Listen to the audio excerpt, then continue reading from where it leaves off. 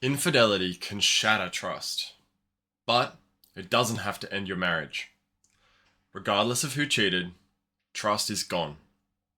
The person who had the affair, they feel attacked, interrogated, blamed. But the betrayed partner, they feel punished just for expressing their feelings or for having them at all. It becomes this cycle of pushing each other away. But are you tired of the blame game? Maybe you want to try and break the cycle that you're stuck in? Hi, I'm David. I've rebuilt my marriage, and I've coached many others through saving their marriages. My marriage collapsed. I found a program. I learned how to save my family. I became a coach. I actually loved helping. Now, I'm writing a book and running this YouTube to share the lessons. Oh, and I did save my family. Stay with me to discover the secrets to rebuilding trust and saving your relationship. And if you'd like a free resource to help save your relationship, type relationship quest in the comments. I'll send you the link. So let's go to how the blame game works. And I also talk about this one as wrath, because when we are blaming, we are getting very angry. And the 7 sins, wrath is the one here. It's that anger, it never leads anywhere good. And let's talk about why. So how the blame game actually works. I want to use this simple analogy of a broken bridge. You can see with my wonderful drawing here, a brick bridge, and it has collapsed. The man, betrayed, she's blown up the bridge. He feels angry. He feels wrathful. He feels like he did nothing to deserve this. And you know what? When we talk about like where is her responsibility in all of this, because she's the one who did it, yeah, fair enough. He didn't actually do anything to deserve this. He may have done things that led to it, because the way that the world works is that we all have an impact on things. We all control what we control. We don't necessarily know how that's going to end up. We don't know what effects that's actually going to have. But it is the case, nevertheless. So, it's not about who did what. We're only asking, is the anger the helpful solution?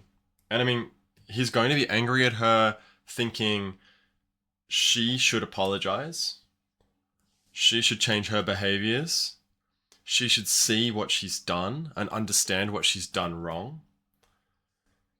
But what happens is all that anger, you feel powerful, that you're asserting yourself and your dominance, etc. But you actually are becoming very powerless.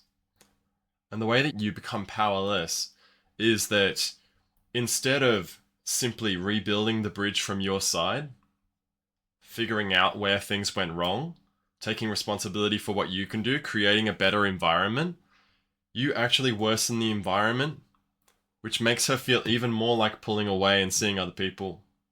You create this vicious cycle where blaming her for those behaviors actually only encourages the behaviors. And you might say, well, great then. Get rid of her then. And yeah, absolutely. So the divorce will cost you tens of thousands of dollars. Your children will have a broken family. There might have actually been some real love there and beautiful memories and all the photo albums and a wonderful marriage there. But somewhere along the way, things got broken. And you could change the environment completely by just building the bridge. But no, I mean, like the anger feels very justified when you're in it. It feels right. So he's giving up by getting into this cycle. He's giving up the power that he has to rebuild things on his own, to rebuild from his side. So I want to share a story about a guy who actually approached me not long ago. He wanted to do anything that he could possibly do to get his partner to stay with him. She'd had an affair, he'd found out about it, and he was trying to fix the relationship. Let's go to counseling, let's see a couples counselor, let's try this, let's try that. And she was in that, that state of indifference. And what he did, because he approached me, he asked me, and I gave him a few things to try, the things that I'll give to you in this video. And he tried a few of those things, and they worked really well. They slept together for the first time in quite some time. They had long conversations. He began to understand her a lot more.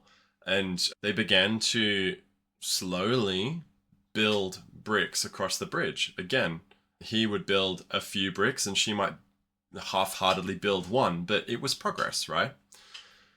Well, what happened was that bridge building progress wasn't going fast enough. She wasn't really working hard enough for his liking. And he felt very angry. He felt wrathful. And he started this cycle. She wouldn't suddenly find the motivation to care more about the relationship. And the anger that he was showing actually crushed her motivation for doing that even more. So in the end, he actually cut her off. And there was plenty of signs from what he described that she was still open to talking to him, open to considering to fix things, but he cut things off. He said, I have to get closure and I have to leave this where it is. The shame here is that he couldn't see just how easily fixable this was. It was only a few meters more of bridge building and the bridge would have been back in place and a lot stronger than it was before all this happened. He'd begun changing the environment so that she could feel differently. This cycle was broken and he was getting results. And just like that bridge builder, he gave up when she wasn't building her half straight away and fast enough. So what then if there was a surefire way to rebuild that bridge? I want to talk about safety. Safety is the foundation of trust. And really, it's the bedrock of open communication. It's where you feel like you can, because you're being given safety, you feel like you can express and share and feel safe to say whatever you're actually thinking. And you don't give someone safety by being a doormat. You're not creating a safe space where you'll never say anything that contradicts them. That's not what this is about. This is not just an agreement with everything they say. This is acceptance of reality, of the things that you cannot change and the things that you do not control.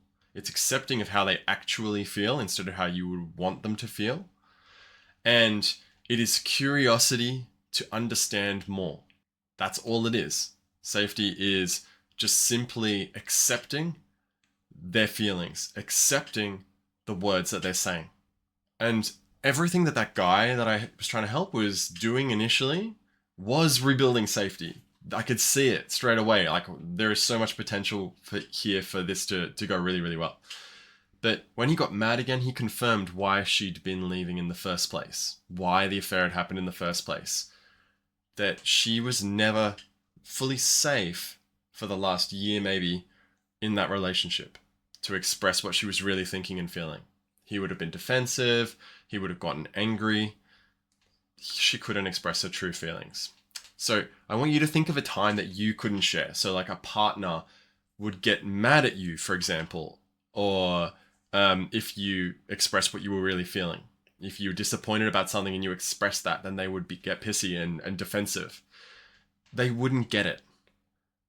And then, you pretty much know what they're going to say at this point. You can like have this feeling of like, I'm pretty sure they're going to say this if I open my mouth here.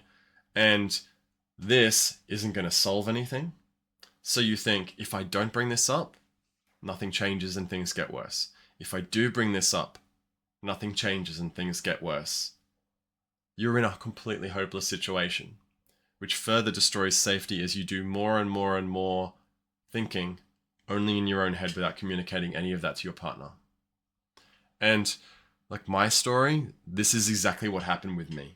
So this is why I help people with this, is that I had spent several years actually getting to a point where anything more difficult than just a daily chat would turn into arguments. It would turn into stonewalling if the wrong thing was said. It would create this hidden volcano that was slowly building and building and building pressure and would explode. From there, after learning to create safety, with that curiosity to listen, acceptance of things how they are, not reacting emotionally when she speaks about something, encouraging her to speak, rewarding her for speaking by not blowing up. We went to, and this is within a week, we went to having chats late night chats that went till 3 o'clock in the morning, like you did with your high school buddies or your first girlfriend, and you'd just talk on the phone until one of you falls asleep. But this was us literally laying in bed talking to one another until 3 o'clock in the morning. And her remarking that I haven't chatted like this with anybody in years and years. And that's how powerful this safety is. And allows the expression of not just the surface level stuff that was bubbling away, but the deep core of lava there. The deepest, darkest thoughts that a person has can eventually rise to the surface if you make this habit of creating safety for them to speak. 6 months later, we had the deepest love. We shared our anniversary together, where I had been thinking that there was no way. She'd moved out, so I'd been thinking there was no way. But we celebrated our anniversary together that year, 6 months after things collapsed, and she was starting to plan moving back home at that point. So that's how quickly this can all turn around. The environment changes immediately, and then the emotions take a little time to follow that. So how do we actually create this safety then? What words do we say? Like, give me an example, David. Okay, so I want to give you the example of the bandage script, which is kind of like first aid for your relationship, right? I want to contrast communication about this example, so about infidelity, without using a bandage. Even a normal conversation, even trying to be nice, the blame comes out in your tones and your facial expressions without you even meaning for it. She will blame you back because people are very sensitive. They're very good at reading others' emotions. She will blame you back immediately as well. Safety breaks. You get angry and the cycle starts to spin. So that's just with a normal conversation you just wanted to ask about, blah, and here we go again. Communication, once you use it, however, it helps you to actually understand how you got here and what they're feeling and what they're thinking. So understanding somebody beats blame, because it's very hard to feel deeply angry and wrathful. It's very hard to feel that way once you've put yourself in somebody else's shoes, once you have understood them. Okay, so understanding beats blame. It shows your potential to change as well, because once you start using this communication method, the bandage, you will be showing up differently straight away just because you've used it. They're immediately diffused. The defensiveness is diffused. And it shows that, hang on, this feels different from before. Notice the word feels there. It's not just he's saying different things like a tactic. No, this feels different. That will start to change things. And because it will start to create safety straight away, you will start to have visible signs of micro progress steps along your journey, which will immediately give you some reinforcement to continue doing these new things. And I'm going to demonstrate this just, using a very simple dialogue. So it's the bandage script. First up, we'll say to our partner, hey, I hear what you're saying there. So let's just say she was talking about, I'm moving out next week. I'm seeing someone else. Okay, I hear you. And I'm going to, if you want to talk about it, I'm just going to be quiet and I'm going to listen to you. So it's as simple as that. Going to be quiet and listen. And then for point 2, I'm still going to be here and I'm not going to do this. I'm not going to be quiet and listening because I'm trying to, get you to tell me every last detail or something. I know that you don't want to talk. That's not what I'm trying to do. The only reason and so that's it. Like, you're just literally saying that you're not leaving her and not doing whatever you think that she might be interpreting this as. So you're just negating what she might be fearing, like what might turn her defensive here. You should have an instinct for this. You've had enough of these conversations. Now you have a tool that you can use when that happens. And then you're just going to say something like, I'm just going to be quiet because in the past, I realized that I would have interrogated you and sat you down and just forced you to tell me everything. And I realized that I did that because I was just obsessed with kind of controlling everything. And making you feel bad about stuff. I did that because really I was just super insecure. And if I were you, I would have felt like, this guy thinks he owns me. So you just basically say that you're going to be quiet. You're going to be quiet because in the past and then whatever that was, that you realize now was part of the problem when you would get angry. You would get very angry every time that she spoke. So that's like a perfect reason to use this one, to use the bandage. And then you go into saying something like, by quietly listening, I just want to make it so that you feel like whenever you have to talk to me about something, that it's actually going to be me listening and you being understood and not judged and blamed. And we can have a conversation where you actually walk away from it feeling like stuff got resolved and that you didn't just get dragged over the hot coals. So by quietly listening, I want to...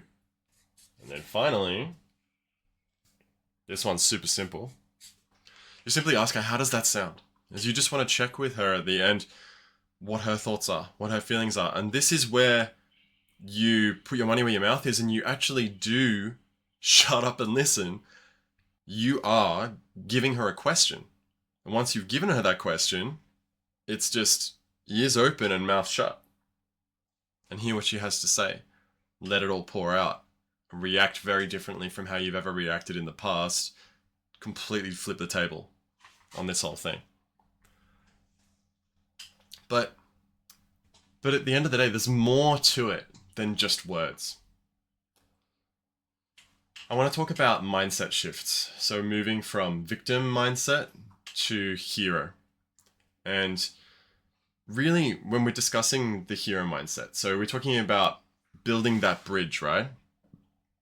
Building that bridge requires a hero mindset for discipline towards only what you can control. Only what you can control is what we're looking at. So he could easily grab that wheelbarrow, move the bricks over here, and start, building the dang bridge. That's what he could do. Can he convince her to do all of the work? Probably not, by shouting and getting angry. He can focus 100% on his 50% of the problem. And that is the only thing that he can really do. He has to accept that the bridge is gone, accept that he cannot cross it at this point in time, and that the only thing he can do is create an environment where, hey, maybe she will want to help. Maybe he can say something a little bit differently so that it encourages her to want to help build the bridge. And really, if I talk about myself, adopting this hero mindset was massive. Because before I adopted this hero mindset, I would mope a lot. I'd get upset a lot. I would continually corner her and ask her things angrily and try and work out what was going on between us and why was she moving out and what was going to happen with the kids. I would just continually bombard her beforehand. After I stopped focusing outside of my control and started focusing on bettering myself, living healthily, being happy, communicating, not reacting, I started working on mindsets. I started working on the things like that bandage script. And as I made some recordings with some of these mindsets and listened to them walking to Starbucks every morning while we were on holidays. Probably, I thought it was the last holiday we were going to have together.